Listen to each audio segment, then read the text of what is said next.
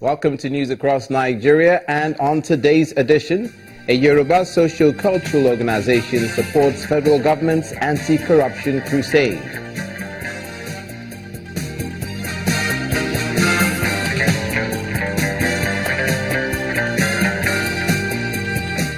And the Nigerian Bar Association also to work with the government against corruption.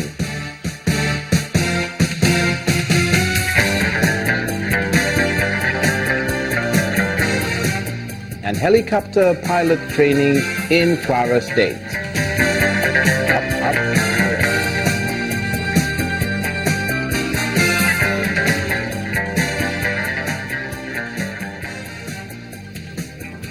Let's begin today's edition in the southwest in Ogun State, where the Yoruba Unity Forum, which is a Yoruba socio-cultural organization, has asked the managers of the nation's economy to take the necessary steps to restore investors' confidence in Nigeria's economy.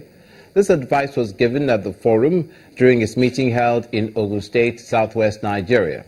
The forum also appealed to the leadership of the nation to ensure there are no sacred cows in the anti-graft war. This is the first meeting after the death of the immediate past chairman of the forum, the late Mrs. H.I.D. Awolowo. A moment of silence was observed in her honor. Time for the business of the day, and the first area of concern is the state of the nation's economy. It is clear that the economy, if not given the desired immediate attention, may begin to shrink, leading to massive job loss. Although the initial of the meeting was unity amongst the Yoruba extraction, the plan changed, and instead the forum declared its support for the anti-corruption crusade of the federal government. The forum supports the fight against corruption by the President Buhari administration. However, government must ensure that the war is total, not selective, and that there are no sacred cows. At the end of the day, the forum ended with a communique calling for a ban on importation of non-essential commodities into the country, while challenging the federal government to diversify the economy through the agricultural sector and its value chain, and the revamping of the textile industry to generate employment opportunity. Imports of non-essential goods must be drastically curtailed, and a use made in Nigeria and consume produce in Nigeria campaign is seriously mounted to make Nigerians patronize locally produced goods. To crown the day, the leadership of the forum was rested on retired Reverend Bolanle Bonigi as the new chairman, and the Oni of Ife was appointed the new patron.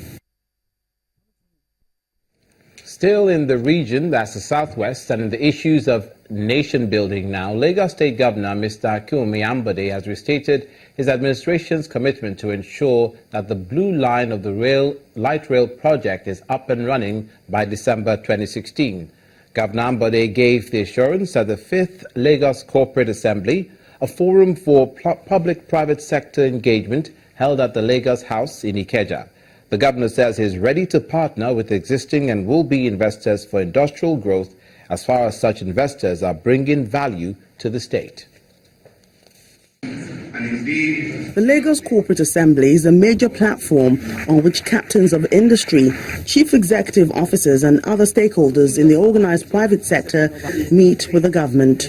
Our Chamber of Commerce and our members. This gathering provides the opportunity for both parties to identify areas of collaboration to improve the business environment. In our bid to promote and sustain enterprise growth in the state, the Minister of Commerce, Industry and Cooperatives will continue to interface with other ministries, departments, as well as relevant local and international support institutions and economic development partners. poor road network, traffic gridlock, multiple taxation, and lack of funding for SMEs are some of the concerns raised by representatives of the business associations. Movement of delivery vans and trucks within the metropolis has become a nightmare.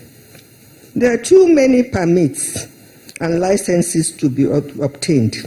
The situation could be so bad that some of these vehicles carry as many as 15 stickers on their windscreen.